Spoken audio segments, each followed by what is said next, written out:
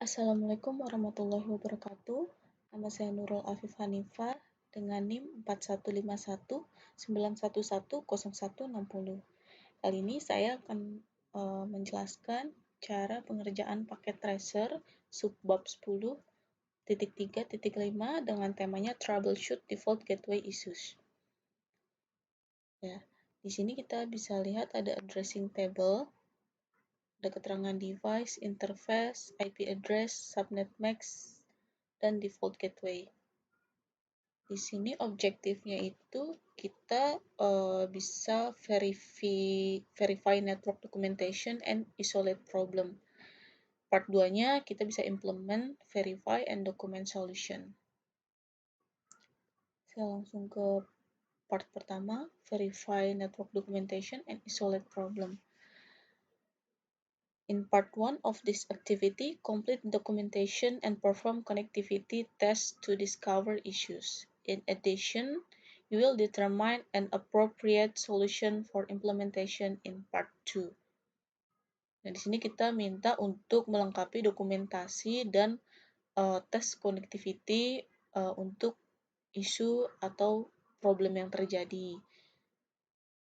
Lalu kita coba ke step 1, verify the network documentation and isolate any problems. Before you can effectively test a network, you must have complete documentation. Lalu yang B, test connectivity to device on the same network by isolating and correcting any local access issues. You can better test remote connectivity with the confidence that local connectivity is operational. Jadi kita bisa tes jaringan lokal terlebih dahulu nanti. Di sini ada tabel testing and verification documentation. Di sini ada tabel contohnya. Contohnya yang pertama kita tes PC 1 ke PC 2. Sukses atau tidak. Misalkan keterangannya no, isunya kenapa? Isunya itu IP address-nya di PC 1 ini ada masalah. Lalu untuk solusinya itu mengubah IP address dari PC yang pertama. Itu contohnya. Lalu untuk step 2, determine an appropriate solution for the problem. Di sini kita menggunakan pengetahuan atau skill kita untuk konfigurasi jaringan. For example, S1 is not the cause of the connectivity issue between PC1 and PC2. Contohnya di sini S1 bukan penyebab dari connectivity issue antara PC1 dan PC kedua. The link lights are green and no configuration on S1 would cause traffic to not pass between PC1 and PC2. So, the problem must be with PC1, PC2, or both. Jadi masalahnya kemungkinan ada di PC1 atau PC2 atau bisa juga keduanya. Saya langsung ke part 2, implement, verify, and document solution. In part 2 of this activity, you will implement the solution you identified in part 1. You will verify the solution work. You may need to return to part 1 to finish isolating all the problem. Mungkin di part 1 kita diminta untuk make sure apakah sudah sesuai konfigurasinya dengan yang ada di sini, yang ada di addressing table. Nah, baru kita bisa masuk ke part 2 untuk implementasi, verifikasi, dan mengisi dari dokumentasinya. Lalu ke step 2, verify that the problem is now resolved. Jadi pastikan dari problemnya itu sudah solve, sudah teratasi. Gitu. Nanti kita akan tes jaringannya. Lalu step 3, verify that all issues are resolved. If you still have an outstanding issue with a solution that has not yet been implemented, return to part 2, step 1. If all your current issues are resolved, have you also resolved any remote connectivity issues such as NPC1? Can PC1 ping PC4? If the answer is no, return to part 1, step 1C to test remote connectivity. Nah, jadi kalau misalkan kita belum menemukan solusi pada saat kita nanti tes, kita bisa mengulang step yang ada di part 1. Sekarang langkah yang pertama yang mau saya kerjakan yaitu memastikan konfigurasi semuanya ini sudah sesuai atau belum dari addressing tabelnya. Yang pertama saya mau ke router pertama. Saya buka CLA tab untuk melihat apakah sudah terkonfigurasi dengan benar atau belum. Pertama masuk ke konsol terlebih dahulu. Setelah itu masuk ke konfigurasi terminal. Kita coba show run ya.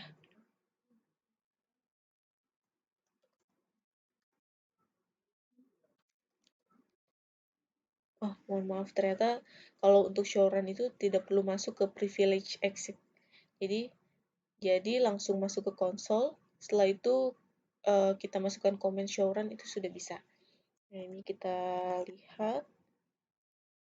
Nah, sini ada informasi interface gigabit Ethernet 0 per 0. Ini IP address-nya 192.168.10.1 dengan subnet max-nya 255.255.255.0. Ini kita cocokkan saja yang ada di sini sebelahnya.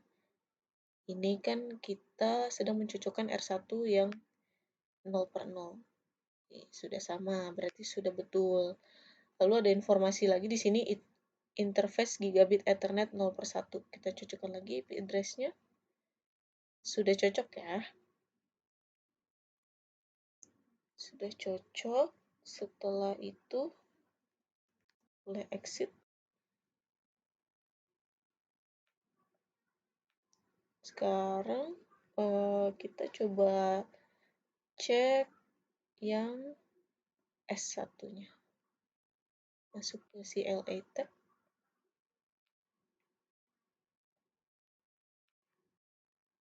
Kita masuk lagi ke konsol.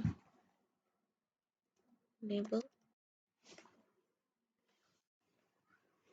Setelah itu kita show run lagi. Nah,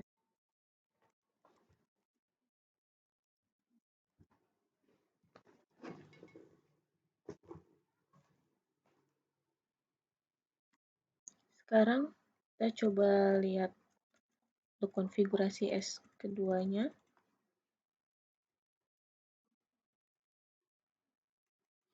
Nah, di sini terdapat informasi interface VLAN 1 itu belum tersetting untuk IP address-nya.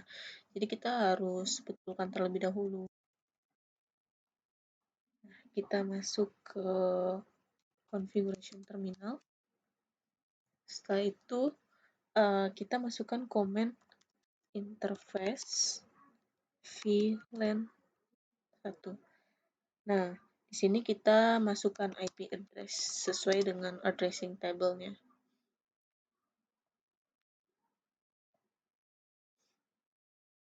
Nah, ini kita lihat 192.168.1.2. Subnet max-nya juga dimasukkan.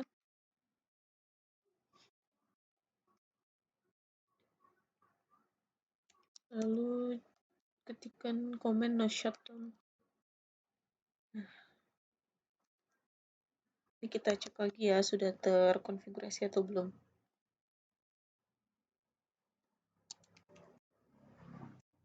Kita coba. Nah, di sini sudah tersetting untuk IP address VLAN satunya sudah sama. Saat ini sudah dibenarkan.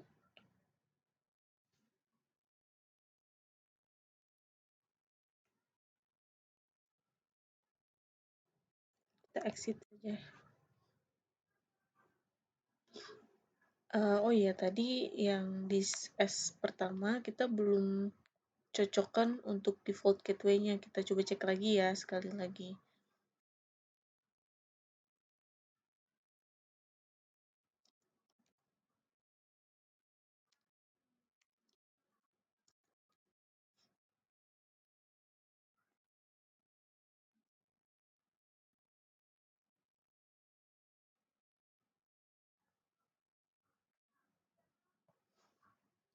Nah, ini kita coba betulkan default gateway-nya. Kita masuk ke terminal config terlebih dahulu. Lalu ketikkan komen interface default strip gateway.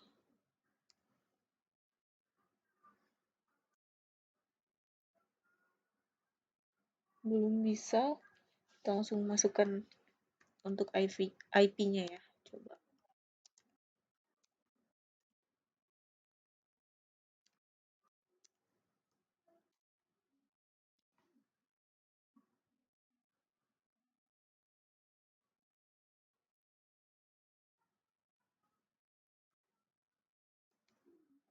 Satu sembilan dua titik satu enam delapan sepuluh satu.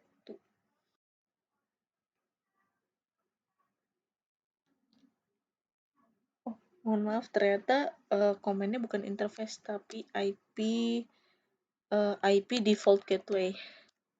IP default strip gateway 192.168.10.1. Nah, ini baru bisa. Sekarang ketik lagi no shutdown.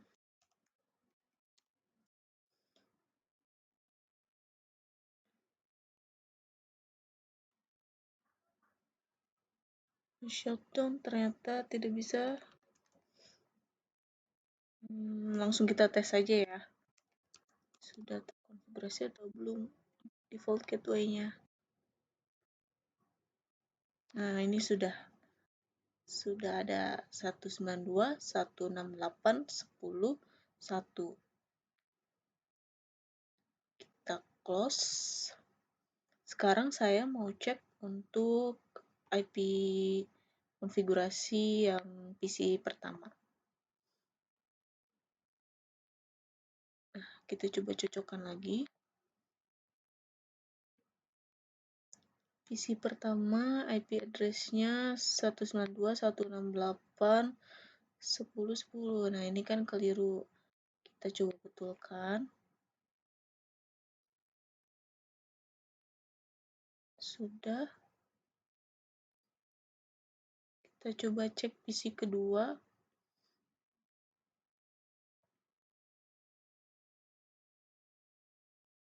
192.168.10.11.10.1 default gateway-nya sudah oke.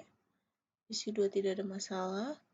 Sekarang coba ke PC 3. Kita cek untuk IP address-nya 192.168.11.10 sudah sama. Default gateway-nya 192.168.11.1 sudah oke. Sekarang yang terakhir kita cek untuk PC 4.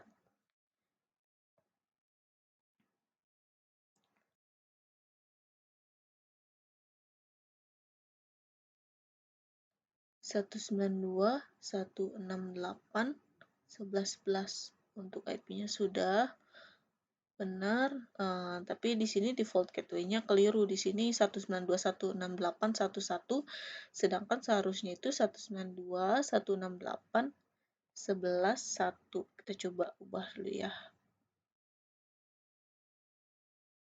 Nah, ini kita sudah sesuaikan semua. Sekarang kita masuk ke step terakhir. Kita verify that all issues are resolved. Kita coba ping dari PC 1 ke PC 2 terlebih dahulu.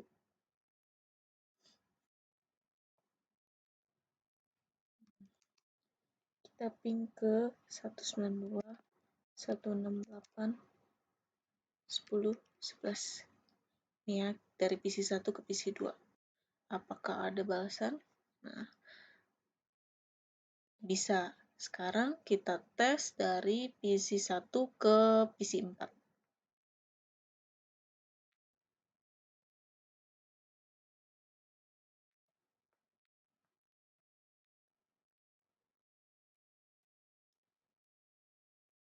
Kita ping ke IP address ini ya. 192.168.1.1.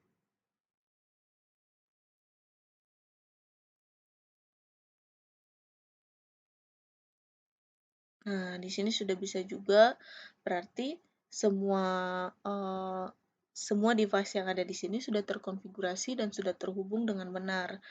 Nah, itulah cara troubleshooting. Jadi, kita itu menemukan ada masalah di mana, di device mana, dan solusinya bagaimana gitu.